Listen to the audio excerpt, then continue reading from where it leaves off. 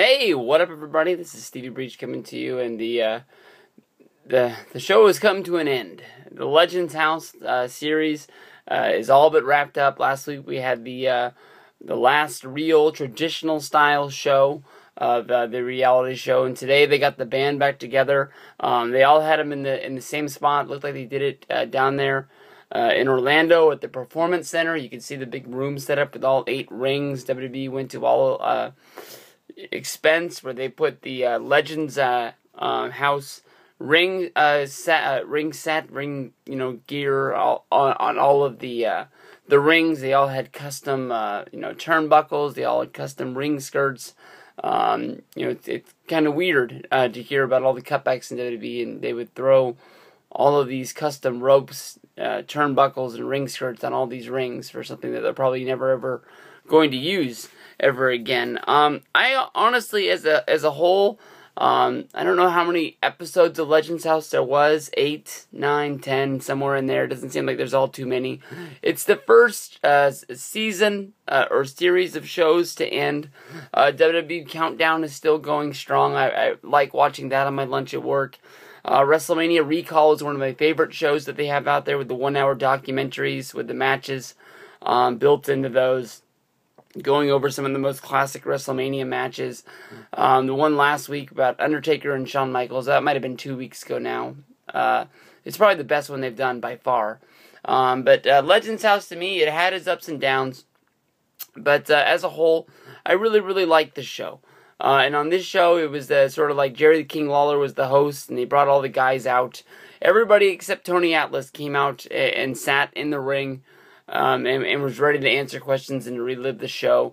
And the first 5-10 minutes was everybody making jokes about Tony Atlas, who had stayed in the back, and they were playing it up like it was going to be some sort of real big show off over if they had gone too far with the Tony Atlas jokes, and everybody was picking on everybody. And Tony came out there like he was going to be in a ball of fire, and within a minute he was put out, and he just was there with all the other guys. It seemed like some sort of a big stunt they did, trying to get people all fired up for what was going down. They played off how Roddy Piper seemed to be the biggest wild card of the show. Nobody knew who he was going to be on this show, and it seems like with all these guys there, WWE put out the best. With the exclusion of Piper, everybody that they put up on this show is more than likely somebody who they knew.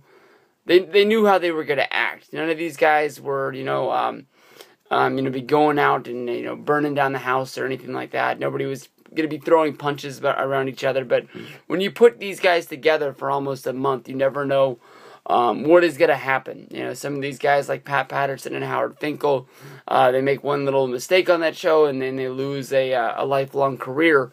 Being guys who still are around in the business today. And then you would think that a lot of these guys know that they have to be on their best behavior, because you never know when WWE is going to bring them in. I know that because of Legends House, Hacksaw Jim Duggan, who gets that every year check basically built around the Royal Rumble, if he's one of those guys who's going to be used inside of the match to get the Legends pop, or if he's going to be put on like the pre-show or the post-show. I know him and Jimmy Hart have got some work like that. I don't know why they haven't used, I almost called him Bobby the Brain Heenan, why they haven't used Mean Gene like that. But all of these guys, for the fact they really did get along. Hacksaw and Piper developed some sort of a man crush on each other, and they developed a real big friendship. And that was a fun ride to get on. Tony Atlas, pissed everybody off.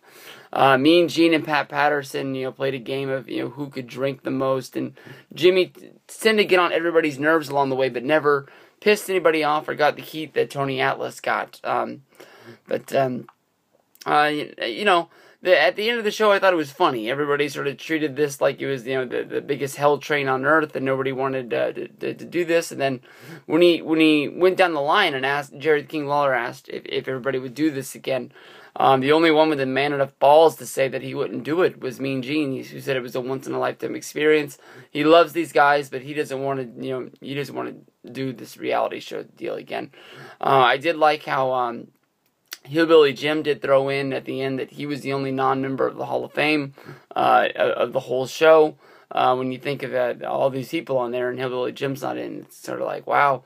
I think he's a really big sort of known guy from the 80s. You look at this guy, you know who he is. He didn't have the longest, biggest career in WWE, but if you think of all the things they did with the the Hillbillies back in the day, it's pretty surprising.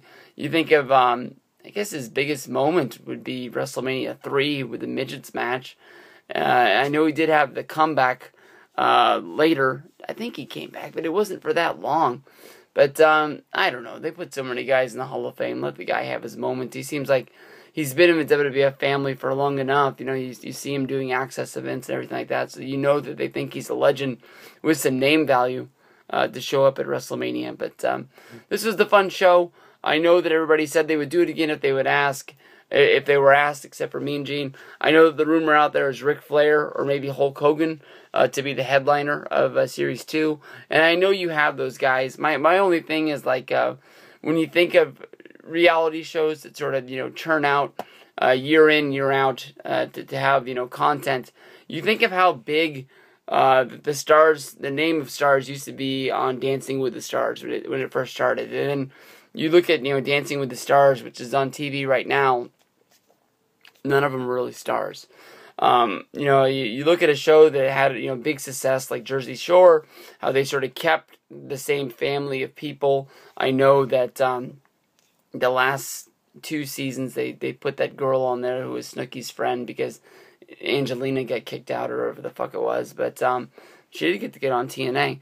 But, that had huge success because you got used to the characters. I think that if you start cycling people in and out. I know you have a huge, group of legends that you can pick from that are guys that have been in WWE, but I just don't want to see, people like, I don't want to single anybody out, but you don't want to see somebody like, I can't think of anybody that I want to single out, but there's people out there you don't want to see on the show. So I would love it if they kept it, as, just like this. This was fun. See these guys doing things that that they would never do again. Water aerobics. LARPing was one of the best episodes they did by far. What else was out there that they did? Even just watching them just sit around and get drunk and start fights with each other. That's pretty fun stuff. I mean, that's the same sort of shit you get on Jersey Shore. So, Legends House, the boys are back again, and thumbs up, guys. All you guys did a good thing. I know that I've gone through and I've said that I've met mostly all of these guys. I met Pat Patterson twice at WrestleMania this year. I've met Jimmy Hart this year. I met him in WrestleMania 28. I think I've met. I haven't met Mean Gene, Tony Atlas, Hacksaw Jim Duggan, or Hillbilly. Hillbilly and Hacksaw are the 2 guys that I want to meet the most. Mean Gene, I've been in your line and access. I don't know why I didn't get to meet you. Maybe you just got up and left. When I was at the Legends house to meet the Legends, Hacksaw was there, but he had to leave. And he was replaced by Pat Patterson. And Piper, I'll meet you any day of the week. You're the man, and I just love it how when you meet Piper, he always makes you feel like you're, one of the guys. Like you've been there your whole life, and he knows you. Always asking how your kids are, and he makes you feel like he remembers the last time he met you, but he doesn't know a damn thing about you. Peace out, everybody. Legends House, Series 2 couldn't be here soon enough.